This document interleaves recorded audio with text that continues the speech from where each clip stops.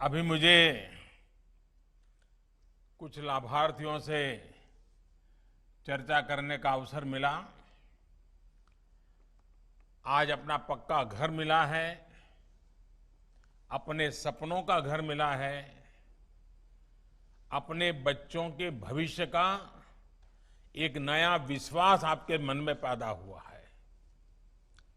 अब मध्य प्रदेश के 2.25 लाख ऐसे परिवार जो आज अपने घर में प्रवेश कर रहे हैं, जिनका गृह प्रवेश हो रहा है, उन सभी को मैं आज बहुत बहुत बधाई देता हूं, शुभकामनाएं देता हूं। ये सभी साथी टेक्नोलॉजी के किसी न किसी माध्यम से पूरे मध्य प्रदेश में इस कार्यक्रम से जुड़े हैं। आज आप देश के उन 2.25 करोड़ परिवारों में शामिल हो गए हैं जिन्हें बीते 6 वर्षों में अपना घर मिला है, जो अब किराए के नहीं, झुग्गियों में नहीं, कच्चे मकान में नहीं, अपने घर में रह रहे हैं, पक्के घर में रह रहे हैं। साथियों, इस बार आप सभी की दिवाली, आप सभी के त्योहारों की खुशियां जरूर कुछ ज्यादा ही होगी। कोरोना काल ही के कारण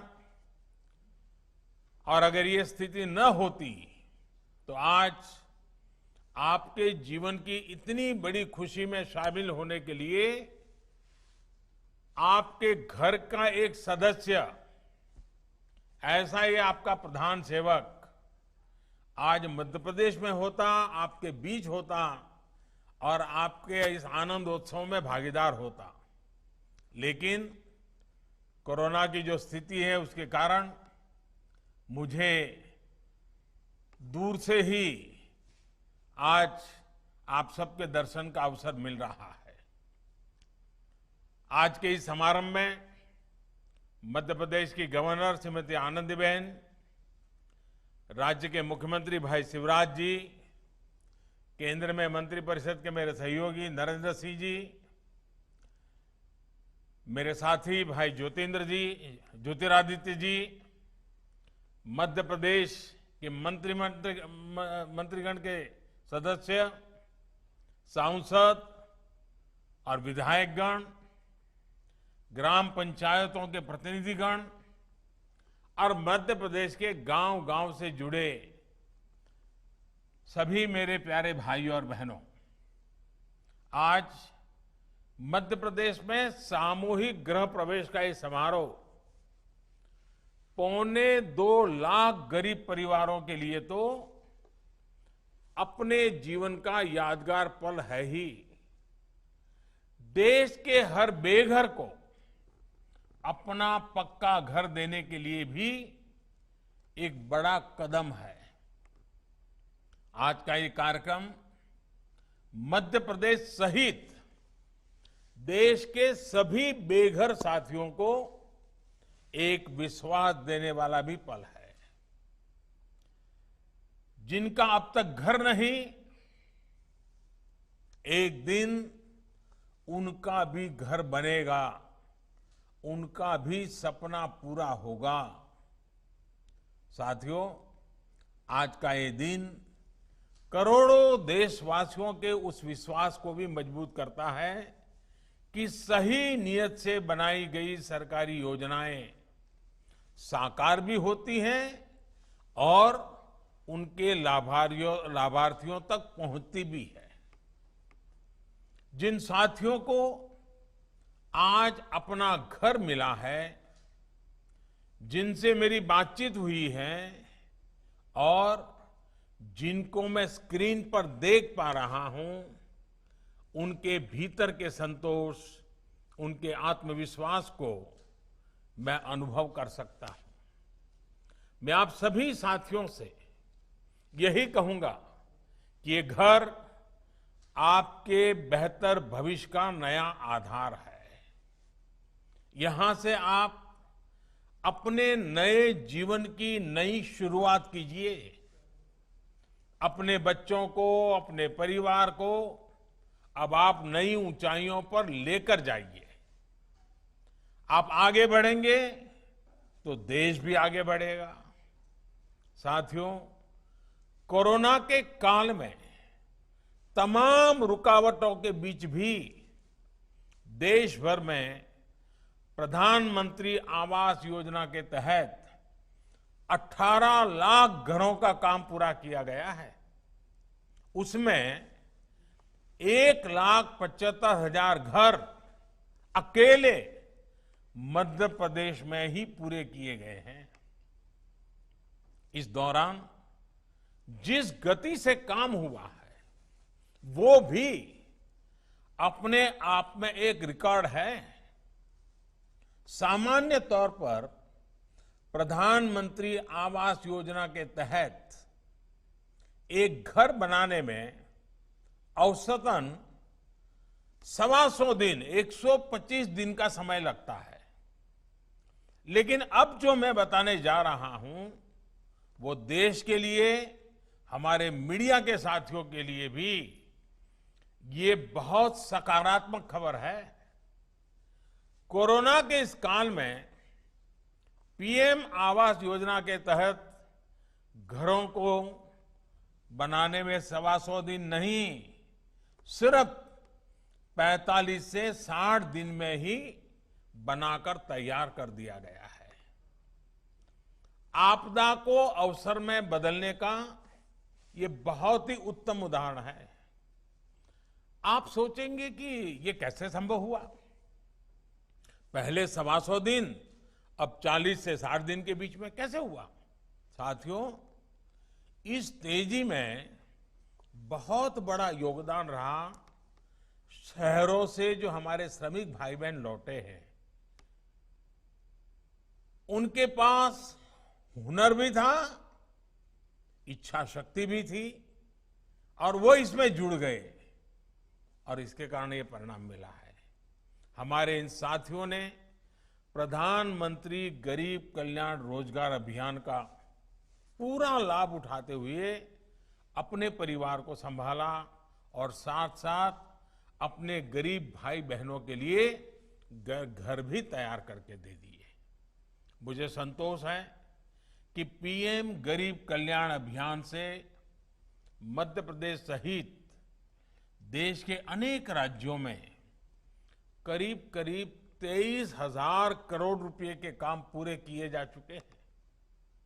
इस अभियान के तहत गांव-गांव में गरीबों के लिए घर तो बन ही रहे हैं, हर घर जल पहुंचाने का काम हो, आंगनवाड़ी और पंचायत के भवनों का निर्माण हो, पशुओं के लिए शेड बनाना हो, तालाब और कुएं बनाना हो, ग्रामीण सड़कों का काम हो, गांव के विकास से जुड़े ऐसे अनेक काम तेजी से किए गए हैं। इससे 2 फायदे हुए हैं। एक तो शहरों से गांव लौटे लाखों श्रमिक साथियों को रोजगार उपलब्ध हुआ है और दूसरा ईंट, सीमेंट, रेत और निर्माण से जुड़े दूसरे सामान का व्यापार कारोबार करते हैं, उनकी भी बिक्री हुई है। एक प्रकार से प्रधानमंत्री गरीब कल्याण रोजगार अभियान इस मुश्किल समय में गांव की अर्थव्यवस्था का भी बहुत बड़ा सहारा बनकर के उभरा है। इसे बहुत बड़ी ताकत प्रधानमंत्री आवास योजना के तहत हो रहे कार्यों से मिल रही है।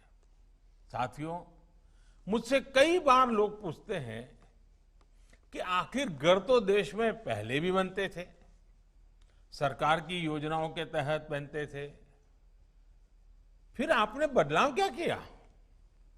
ये सही है कि गरीबों के लिए घर बनाने के लिए देश में दशकों पहले से योजनाएं चली आ रही हैं, बल्कि आजादी के बाद के पहले दशक से ही सामूहिक विकास कार्यक्रम के तहत ये काम शुरू हो गया था।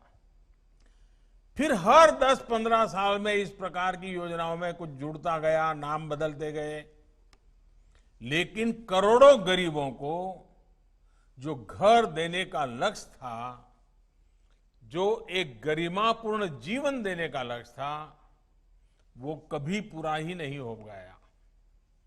कारण ये था कि पहले जो योजनाएं बनी थी उनमें सरकार हावी थी, सरकार का दखल बहुत ज्यादा था। उन योजनाओं में मकान से जुड़ी हर चीज का फैसला सरकार, और वो भी दिल्ली से होता था। जिसको उस घर में रहना था उसको कोई पूछता ही नहीं था। अब जैसे शहरों की ही तर्ज पर आदिवासी क्षेत्रों में ही कॉलोनी सिस्टम थोपने की कोशिश होती थी, शहरों जैसे मकान बनाने की ही कोशिश होती थी, जबकि हमारे आदिवासी भाई बहनों का रहन सहन शहर के रहन सहन से बिल्कुल अलग होता है। उनकी जरूरतें अलग होती है। इसलिए सरकार के बनाए घरों में उनको वो अपनापन कभी नहीं लगता था। इतना ही नहीं, पहले की योजनाओं में पारदर्शिता की भी भारी कमी थी, कई तरह की गड़बड़ियां भी होती थी। मैं उनके विस्तार में नहीं जाना चाहता। इसलिए उन घरों की क्वालिटी भी बहुत खराब होती थी। ऊपर से बिजली, पानी जैसी मूल जरूरतों के लिए लाभार्थी को सरकारी दफ्तरों के चक्कर अलग से काटने पड़ते थे। इन सबका नतीजा ये होता था कि उन योजनाओं के तहत जो घर बनते भी थे उनमें जल्दी लोग शिफ्ट ही नहीं होते थे, उनमें गृह प्रवेश ही नहीं हो पाता था।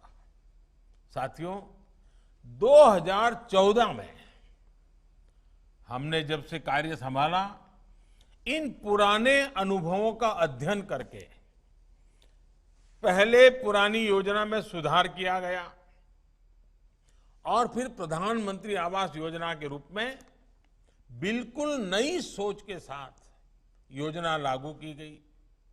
इसमें लाभार्थी के चयन से लेकर गृह प्रवेश तक पारदर्शिता को प्राथमिकता दी गई। पहले गरीब सरकार के पीछे दौड़ता था, सिफारिश के लिए ढूंढता था लोगों को। आज हमारी योजना ऐसी है कि सरकार को लोगों के पास जाना होता है, खोजना होता है और सुविधा देनी होती है। अब किसी की इच्छा के अनुसार लिस्ट में नाम न जोड़ा जा सकता है न घटाया जा सकता है। चयन से लेकर के निर्माण तक वैज्ञानिक और पारदर्शी तरीका अपनाया जा रहा है। इतना ही नहीं, मटेरियल से लेकर के निर्माण तक स्थानीय स्तर पर उपलब्ध और उपयोग होने वाले सामानों को भी प्राथमिकता दी जा रही है। घर के डिजाइन भी स्थानीय जरूरतों और निर्माण शैली के मुताबिक ही तैयार और स्वीकार किए जा रहे हैं। अब पूरी पारदर्शिता के साथ घर बनाने के हर चरण की पूरी मॉनिटरिंग के साथ लाभार्थी खुद अपना घर बनाता है। जैसे जैसे घर बनाता जाता है वैसे वैसे घर की किस्त भी उनके खाते में जमा होती जाती है। अब अगर कोई बेईमानी करके भी कुछ कोशिश करता है तो इसमें पकड़े जाने के लिए अनेक रास्ते भी बनाए गए हैं। साथियों, प्रधानमंत्री आवास योजना की एक बहुत बड़ी विशेषता है उसका इंद्रधनुषी स्वरूप। जैसे इंद्रधनुष में अलग अलग रंग होते हैं, वैसे ही प्रधानमंत्री आवास योजना के तहत बनने वाले घरों के भी अपने ही रंग है। अब गरीब को सिर्फ घर ही नहीं मिल रहा है, बल्कि घर के साथ साथ शौचालय भी मिल रहा है, उज्ज्वला का गैस कनेक्शन भी मिल रहा है, सौभाग्य योजना का बिजली कनेक्शन, उजाला का एलईडी बल्ब, पानी का कनेक्शन, सब कुछ घर के साथ ही मिल रहा है। यानी पीएम आवास योजना के आधार पर ही अनेक योजनाओं का लाभ लाभार्थी को सीधे मिले, ये देखा जा रहा है। मैं शिवराज जी की सरकार को फिर बधाई दूंगा कि उन्होंने इसको विस्तार देते हुए पीएम आवास योजना के साथ 27 योजनाओं को जोड़ा है।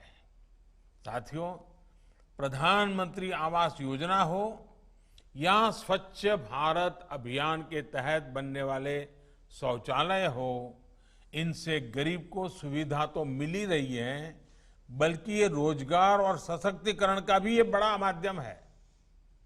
विशेष तौर पर हमारी ग्रामीण बहनों के जीवन को बदलने में भी ये योजनाएं अहम भूमिका निभा रही है। पीएम आवास योजना के तहत बन रहे घर की रजिस्ट्री ज्यादातर या तो सिर्फ महिला के नाम पर हो रही है या फिर साझी हो रही है। वही आज गांवों में बड़ी मात्रा में रानी मिस्त्री या महिला राज मिस्त्री के लिए काम के नए अवसर बन रहे हैं।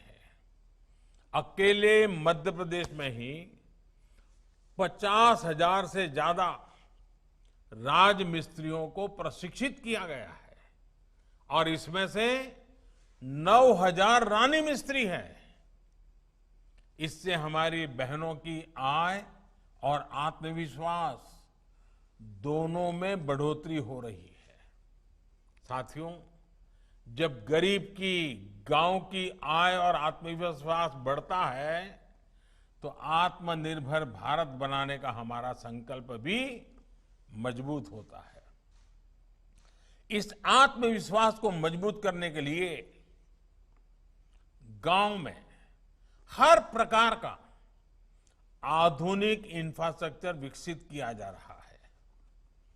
2019 के पहले 5 वर्ष शौचालय, गैस, बिजली, सड़क, ऐसी बेसिक सुविधाओं को गांव तक पहुंचाने का काम किया गया।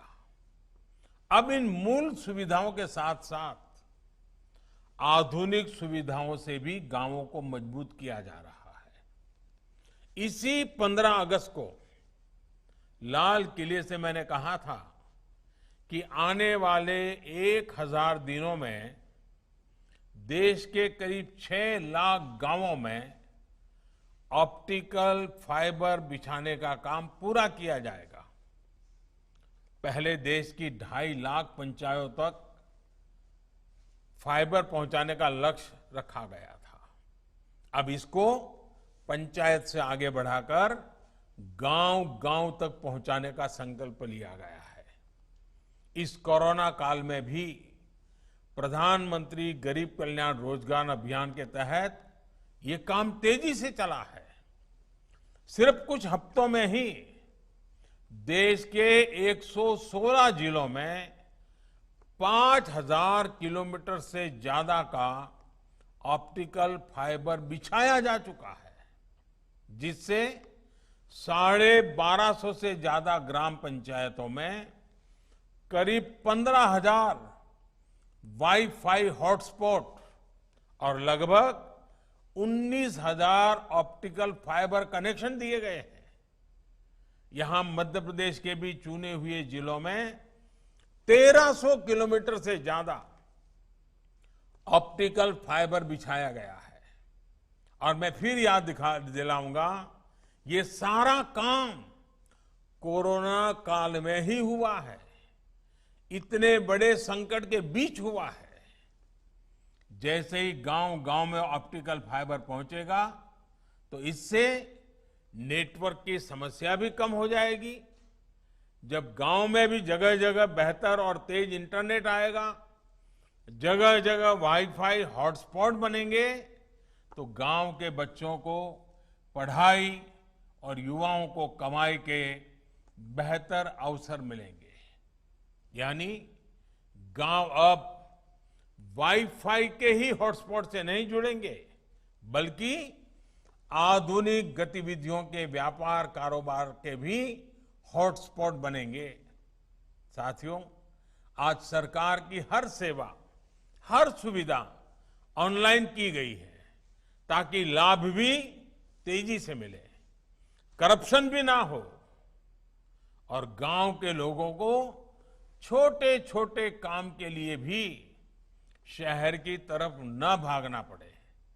मुझे विश्वास है कि गांव-गांव ऑप्टिकल फाइबर पहुंचने से इन सेवाओं और सुविधाओं में भी और तेजी आएगी।